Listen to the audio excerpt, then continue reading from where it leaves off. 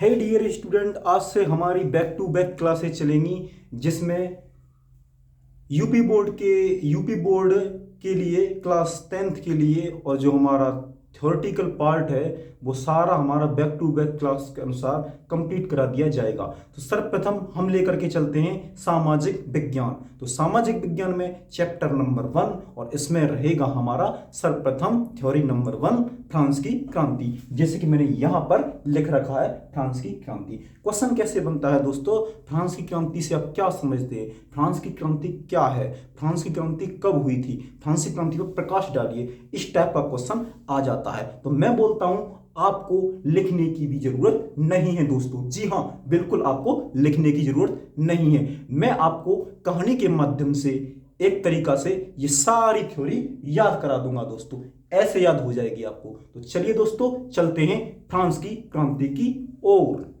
ठीक है दोस्तों, तो फ्रांस की क्रांति के समय हुआ क्या था दोस्तों कि फ्रांस में एक राजा राज किया करते थे।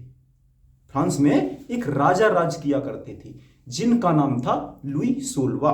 तो फ्रांस में एक राजा राज किया करते थे जिनका नाम था लुई 16वां और उनकी पत्नी का नाम था दोस्तों मेरी अंतोइनेट। तो फ्रांस का राजा लुई 16वां और मेरी अंतोइनेट इतने क्रूर राजा और इतने निर्लज्ज शासक थे जो कि सारे अधिकार अपने पास रखा करते थे। क्या बोला? सारे अधिकार अपने पास रखा करते थे, अर्थात जनता को कोई अधिकार देते नहीं थे। तो इससे जनता बहुत परेशान थी।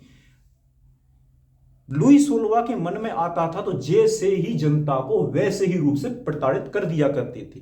तो इससे जनता बहुत परेशान थी।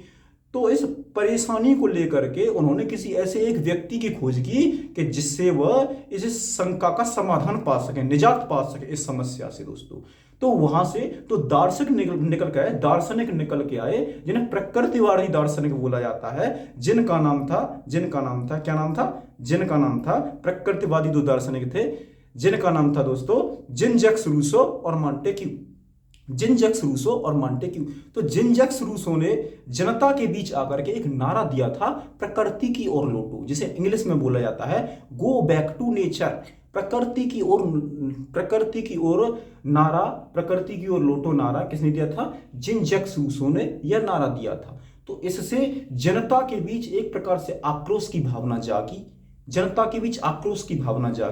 और क्या हुआ कि प्रकृति की ओर लौटो नारा दिया था जीन जैक्स रूसो और मॉन्टेक्यू ने। तो उन्होंने बोला कि यदि किसी राष्ट्र या किसी देश को आगे निकलना है तो सारे अधिकार किसी एक व्यक्ति के हाथ में नहीं देने दोस्तों। तो किसी देश या किसी राष्ट्र को आगे निकलना है तो सारे अधिकार किसी एक व्यक्ति के हाथ में नहीं देने। तो इस बात से प्रभावित होकर सारी फ्रांस की जनता राजा से अपने अधिकार मांगने लगी। बात है 1789 ईस्वी की। तो सारे अधिकार राजा से मांगने लगी। तो सीधी सी बात है, जब अधिकार की लड़ाई होगी, हक की लड़ाई होगी, तो क्या होगा? दो व्यक्तियों के बीच लड़ाई होगी। तो राजा और जनता के बीच मतभेद शुरू हुए दोस्तों। क्या हुए? जैसे ही जनता ने अपने अधिकार मांगे तो राजा और जनता के बीच मतभेद शुरू हुए दोस्तों। ठीक है, तो इसमें जीत किनकी हुई दोस्तों? जनता की हुई साथियों। इसमें जीत किनकी हुई? जनता की हुई, और राजा की इसमें हार हुई। तो फ्रांस की क्रांति 1789 ईस्वी में लुई 16वां के समय हुई थी, जिनमें से दो दार्शनिक निकल के आए, जीन जैक्स रूसो और मॉन्टेक्यू। उन्होंने नारे दिए थे प्रकृति की ओर लौटो, अर्थात किसी देश या किसी राष्ट्र को आगे निकलना है, तो सारे अधिकार किसी एक व्यक्ति के हाथ में नहीं देने, नहीं देने। तो इस नारों को सुनकर फ्रांस की जनता में आक्रोश की भावना जागी और राजा और जनता के बीच मतभेद शुरू हुए। क्या? अपने अधिकार मांगने पर। ठीक है, तो फ्रांस की क्रांति 1789 ईस्वी में हुई थी, जिसमें राजा की हार हुई और जनता की जीत हुई। ठीक है दोस्तों, तो एक प्रकार से फ्रांस देश स्वतंत्र हुआ। तो वहां से विभिन्न प्रकार के क्या व्यापारी निकल कर आए और फ्रांस देश इस प्रकार से स्वतंत्र हुआ था दोस्तों। ठीक है, तो ऐसे ही ये थी फ्रांस की क्रांति। तो ऐसे ही हेडिंग पाने के लिए हमारी वीडियो से जुड़िएगा। आपको नेक्स्ट हेडिंग रहेगी हमारी दोस्तों। ठीक है, इसी पार्ट में जर्मनी का एकीकरण, इटली का एकीकरण, ठीक है, जर्मनी का एकीकरण, इटली का एकीकरण, सारे हम आपको करवाएंगे दोस्तों।